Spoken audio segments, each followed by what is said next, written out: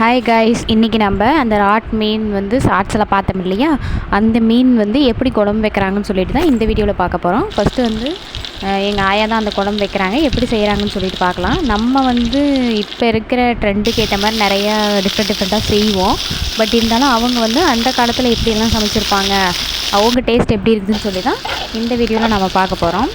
வயசானவங்க அவங்க அப்போல்லாம் வந்து செஞ்சுருப்பாங்க, அது எப்பயுமே ஹெல்த்தியாக தான் இருக்கும். இவங்க வந்து இந்த குழம்பு வச்சு கூடவே வந்து சாப்பாடு செய்யலை, இவங்க வந்து களி செஞ்சு தான் சாப்பிட போகிறாங்க. வாங்க எப்படி செய்கிறாங்கன்னு சொல்லி பார்க்கலாம். ஃபஸ்ட்டு வந்து வானலில் வந்து ஒரு 4 வரமிளகா, கொஞ்சமாக வந்து சின்ன வெங்காயம், தக்காளி ஒரு 2, தேங்காய், பூண்டு இதெல்லாம் போட்டு எண்ணெய் விட்டு நல்லா வதக்கி விட்டுக்கிட்டாங்க.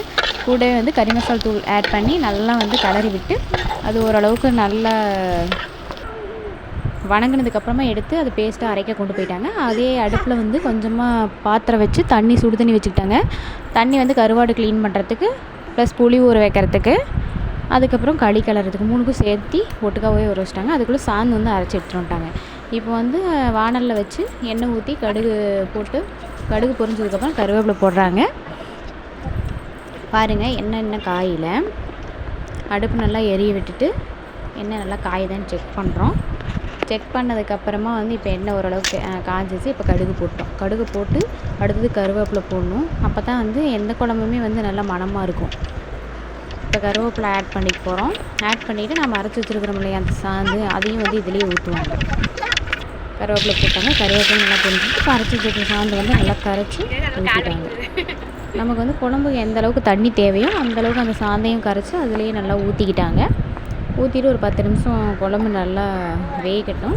அதுக்கப்புறம் நம்ம புளி தனியாக ஊற வச்சுருக்குறோம் இல்லையா, அதையும் வந்து அவங்க கரைச்சிட்டுருக்குறாங்க. அதையும் இதுலேயே ஊற்றி நல்லா வேக வைக்கணும் அப்படிங்கிறதுக்காக. இப்போ குழம்பு வந்து அடுப்பில் வச்சுருக்குறாங்க. அடுப்பில் நல்லா எரியல. இப்போ குழம்புக்கு தேவையான உப்பு போட்டுக்கிட்டாங்க.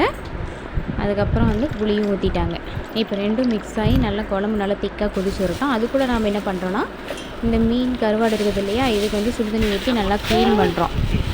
அதுக்கு வந்து மீனுக்கு வந்து எவ்வளோ சுடுதண்ணி தேவையோ அவ்வளோ சுடுதண்ணி நம்ம ஆட் பண்ணிகிட்ருக்குறோம். அதை வந்து வெறுங்கையினால் கழுவ முடியாது அப்படிங்கிறதுனால அவங்க என்ன பண்ணுறாங்க, கரண்டி வச்சு தான் கழுவுறாங்க. ஏன்னா தண்ணி நல்லா சூடாக இருக்கும் இல்லையா.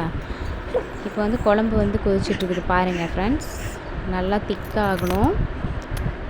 நல்லா கொதிச்சிட்ருக்குது. எடுத்து பார்க்குறாங்க என்ன கன்சிஸ்டன்சியில் இருக்குதுன்னு சொல்லிவிட்டு. கொஞ்சம் ஓரளவுக்கு கிரேவி ஆகிற கண்டிஷனில் தான் நம்ம வந்து அந்த கருவாடு வந்து இதில் ஆட் பண்ண போகிறோம். கீழே வராமல் இருக்கிறதுக்காக நம்ம கரண்டி வச்சு கிளறி விட்டுக்கிட்டே இருக்கிறோம். இப்போ குழம்பு வந்து நல்லா திக்காக கொதிச்சுட்டு வந்துட்டுருக்குது. அதுக்குள்ளே நம்ம இந்த கருவாடு வந்து அவங்க க்ளீன் பண்ணுறாங்க. எப்படி க்ளீன் பண்ணுறாங்கன்னு சொல்லி வாங்க பார்க்கலாம். நல்லா சுடுதண்ணியில் போட்டு ஒரு 2 or 3 டைம்ஸ் வந்து நல்லா கழுவுறாங்க. எதுக்கு கழுவுறாங்க அப்படின்னா, அந்த கருவாடு ஸ்மெல் போகிறதுக்காகவும், கொஞ்சம் வெந்துடும் சுடுதண்ணியில் போடும்போது. அப்புறம் மண் ஏதாவது இருந்துச்சுனாலும் சுடுதண்ணியில் போட்டால் க்ளீன் ஆகிக்கும். அதுக்காக வந்து சுடுதண்ணியில் போட்டு க்ளீன் பண்ணுறது. இப்போ வந்து அவங்க க்ளீன் பண்ணி அதை எல்லாத்தையும் அரித்து ஒரு தட்டில் எடுத்து வச்சுட்டுருக்குறாங்க. பார்த்தாவே உங்களுக்கு தெரியும். கருவாடு வந்து சுடுதண்ணியில் போடுறப்பே ஓரளவுக்கு அரப்பாக தான் வந்து வெந்துடும். மீதி கொஞ்சமாக வந்து குழம்பு திக்கானோடனே அதில் போட்டு அடுப்பு ஆஃப் பண்ணிடுவாங்க. அப்போ வந்து குழம்பு சீக்கிரம் வெந்து போயிடும். இப்போ எல்லாம் தட்டில் எடுத்து வச்சிட்டாங்க. பார்த்திங்கனாவே தெரியும் கருவாடு ஓரளவுக்கு நல்லா வெந்துருக்குது. இப்போ வந்து அந்த குழம்புல இதை வந்து ஆட் பண்ணிக்கிறாங்க. ஃபுல்லாக எல்லாத்தையும் ஆட் பண்ணுறாங்க. நம்ம என்ன தான் வந்து இப்போ வந்து அதை செய்கிறோம் இதை செய்கிறோன்னு செஞ்சுருந்தாலும் அவங்களோட கைப்பக்குவம் அப்படிங்கிறது தனியான ஒரு டேஸ்ட்டு தான்.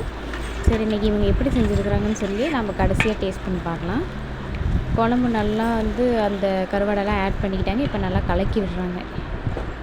ஒரு 10 நிமிஷம் அதுலேயே வெந்து கொதித்து கருவாடை வந்து நல்லா வெந்துடும். பாருங்கள், குழம்பு நல்லா கொதிச்சுட்ருக்குது. இப்போ வந்து நம்மக்கிட்ட அந்த கருவாடு வந்து எப்படி ரெடி ஆகிக்குன்னு சொல்லி எடுத்து காமிக்க போகிறாங்க. பாருங்கள், இப்போ பார்த்தீங்கன்னா அந்த கருவாடு நல்லா வெந்துருச்சு. எடுத்து காமிக்கிறாங்க. ஓகே, குழம்பு ரெடி ஆகிடுச்சு. இப்போ நம்ம அடுப்பு ஆஃப் பண்ணிக்கலாம். தேங்க்யூ.